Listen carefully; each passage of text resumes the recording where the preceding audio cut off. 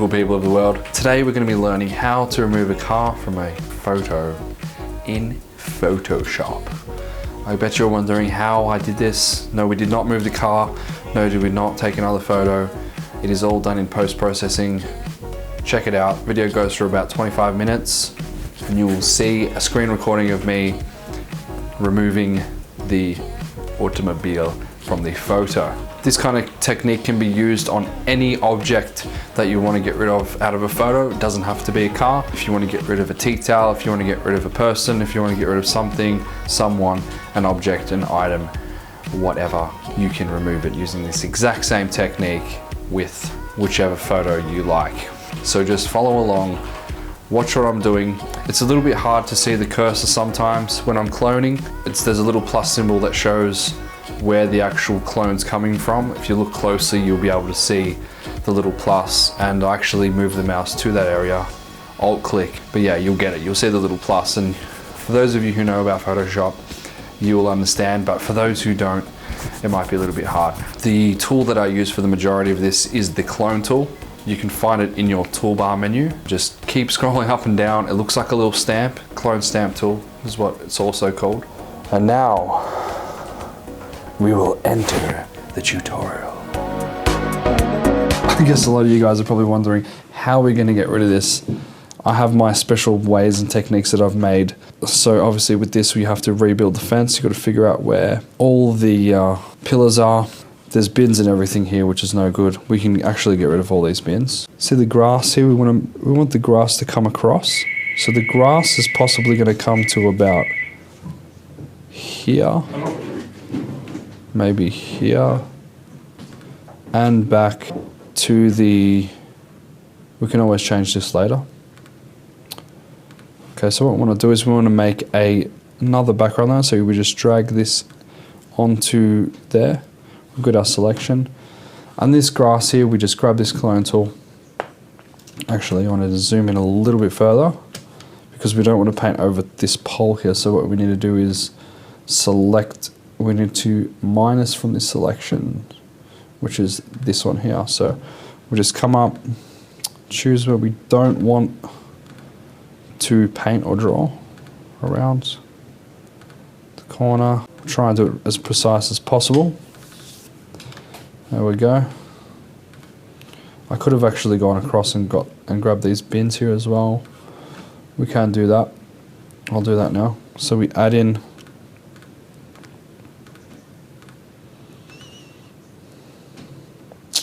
basically, we just want to add where the grass is going to be. We can neaten it up later. Yes. Okay, so let's add that in like so. Okay, so now that I've selected this area, the only place that I can draw on is the selected area. So the area inside these, what they call marching ants. So I just click here and I alt click, and that shows me I can choose a point that I want to copy over here. So I alt click and draw. See it? As you can see, it's copying the grass over. There we go. And the car is now disappearing. And it should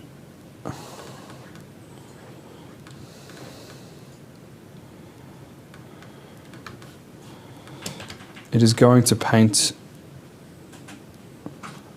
where the grass should actually be if the car wasn't there, because I've actually selected roughly that area, and we can go back and review that if it looks a bit, because this is actually a bit of an artistic process here that you have to create. So that's where the grass will be. As you can see when we zoom out, when you're actually looking at this on realestate.com, it's going to be about this big, and you will never tell that the grass is not there. However, in real life, actually, there is grass there. Okay, so we can just do this other side quickly where the bins are.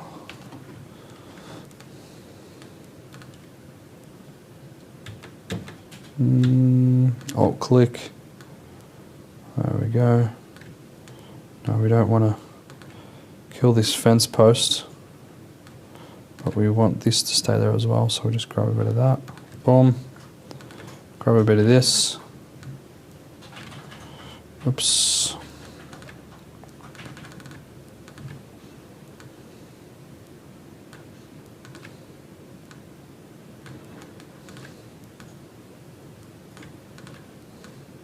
It's getting rid of that trailer. What's this shadow being casted by? I'm guessing it's being casted by something up here. Maybe this tree is going up, or what we can do is just continue it on like so.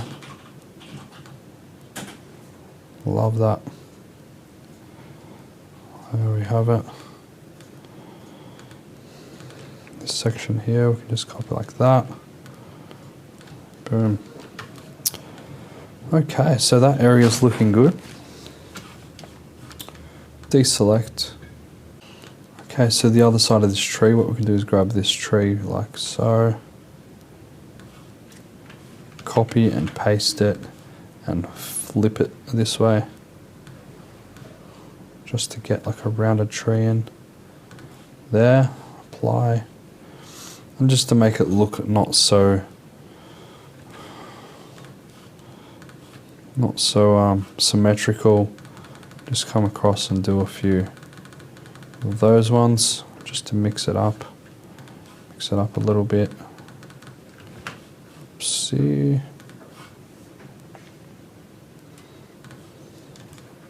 cool. There we go. Okay, this trellis needs to continue on. This fence is going to be a tricky one because this tree actually comes down as well. So we're going to grab this part of the fence. Wrong layer. No. Here. And paint around.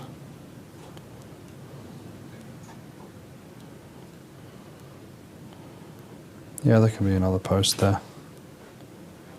There we have the fence being constructed. As you can see, from on the left hand side, it's grabbing from there and painting across. So it's just building the fence. As I said, when you zoomed all the way out, you can just use some of this like so.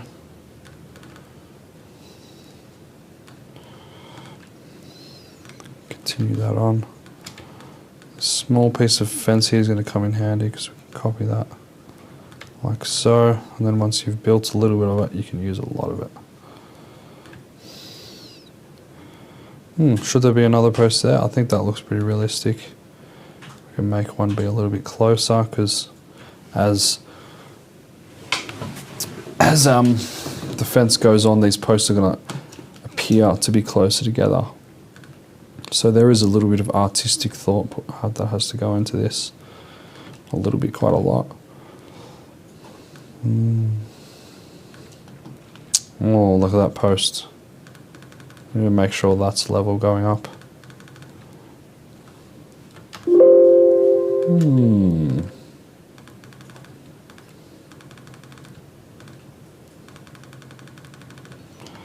Sometimes it looks good. It's good from far, and that's all we need for this one. Doesn't need to be 100% spot on, but it's just as long as we can go from far back, have a look, and the privacy of someone's car being in the photo. Of course, it's a lot easier to ask them to move the car, but sometimes that is when the tenant's not there, you can't do it. So this is our solution for that. It's happened to us a number of times, and I'm guessing not every photographer knows how to do this or does offer this service, but to do something like this, it is it's an extra because it does take a lot of skill and time to do it effectively, to make it look real, but it can make all that difference to people actually coming to your open house. So let's see how this looks from far. So as you can see, the car is slowly being taken away, even though at the start you might have thought it was impossible, but you can see now how it's slowly coming together with the crafting of the clone tool and using different elements from around the picture that we have to use. As you can see, we've still got the bottom of the bins here, which I can use this area to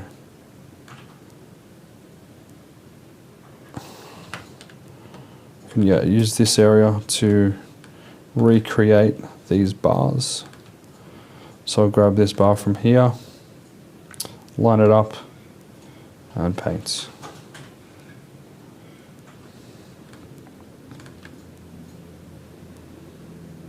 I actually have, no one actually taught me how to do this. I've just been mucking around myself, and I thought it would be great to do a video on it, just so you guys can see the process of how it's done. Sometimes it can look dodgy, or sometimes I just don't have enough to work with. As in a case yesterday I had where I had to actually call the agent up and say, hey, I'm having trouble photoshopping this car out of the frame. Is it okay if we leave it in there? And he said, yeah, that's fine. So as you can see now, as you zoom back, the bins are completely gone, and you would never tell that they are not there anymore. There's a few little bits here to get rid of with the car. What I can do here is just kind of guess where the fence line will go, come across, and this is going to be a tricky part, but everything's doable. It just takes a bit of time and thought. This pole needs to come down like so.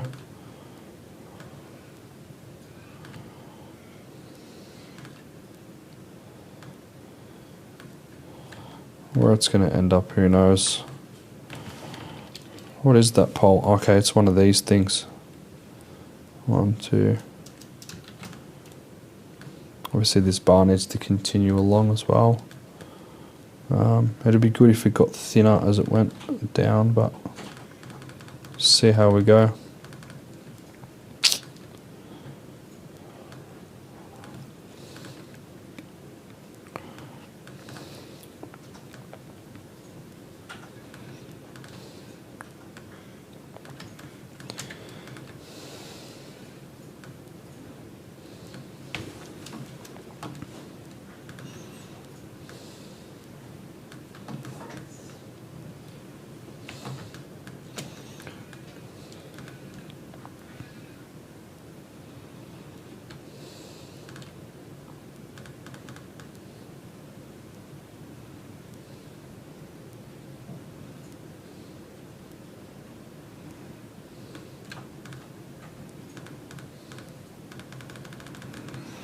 How's that looking?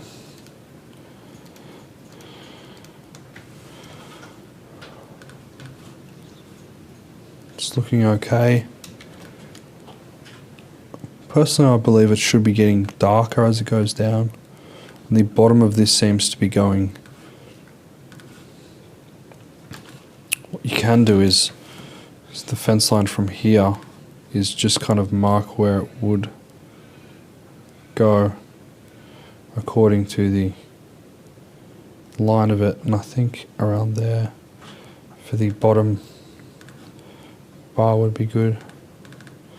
So then what I can do is actually grab a bit of this grey, paint that in, just so it gives us a bit of a guideline of where it should go. And this bar here needs to be coming and getting smaller as the fence line goes along.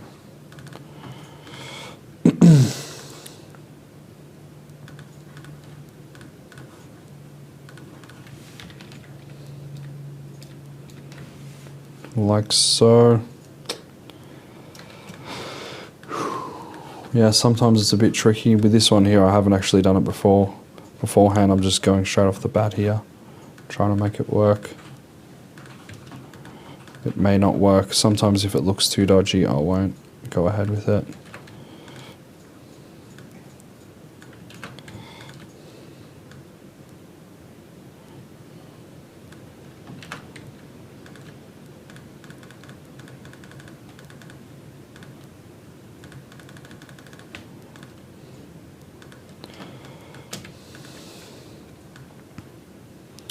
A lot of the a lot of the agents that use me use us for this sole purpose, that we can do things like this. Sometimes people have old cars junked in the backyard, which they cannot physically move, or I've had like tenants leave certain stuff at houses where they just physically cannot move them, or they don't have time to move them. So this is an option that the agents have with us, just to get rid of certain things that make the house look unappealing. As you can see now, you know, with the car gone, it looks a lot more personalized. You can picture your own car in there. With the car in there, it does look like an unprofessional real estate photo. But yeah, as you can see, slowly, it is looking better.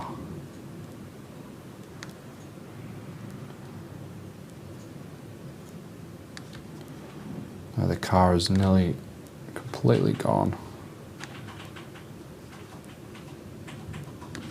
I've got rid of the shadow there. Don't do that to me, please. Okay, so now the concrete here needs to continue on. So I know I haven't finished here yet, but I was getting bored of that section.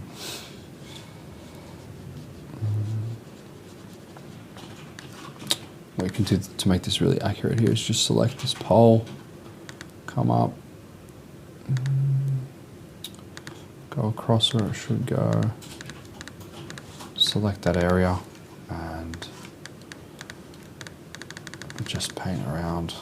The shadows may look irregular, but we can always come back in and fix it up if it does when we're zoomed out. Like a painting or an artwork, it's always good to zoom out and have a look from, see how it looks from far. Might just darken up that edge a bit there. Oops.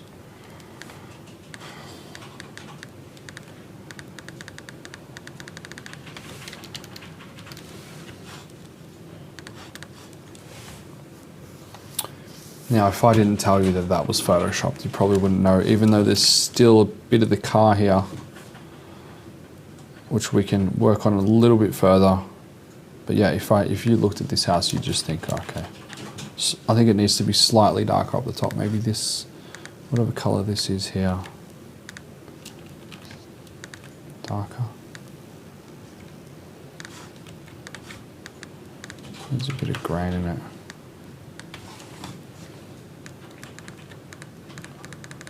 Love that. See if we can quickly get rid of the end of this car here.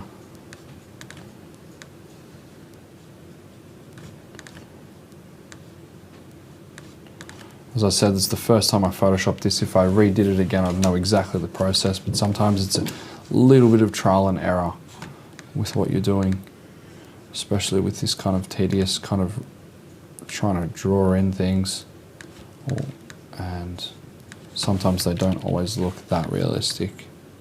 I know this area here is looking quite messy at the moment. I might actually define this bottom part here.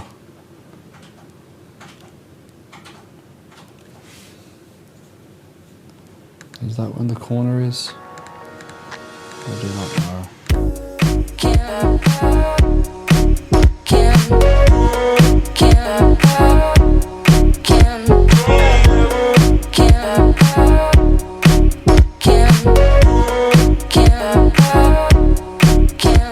Guys, thank you for checking out this video. I hope you learned something. I hope you can apply this kind of stuff in your work to make it a little bit better. Please let me know what you think in the comment section below. And if you want more videos like this, I'm more than happy to show more examples with different kinds of objects. As I said, it doesn't work for every single photo, but if you've got the right elements around to work with, you can definitely make it happen.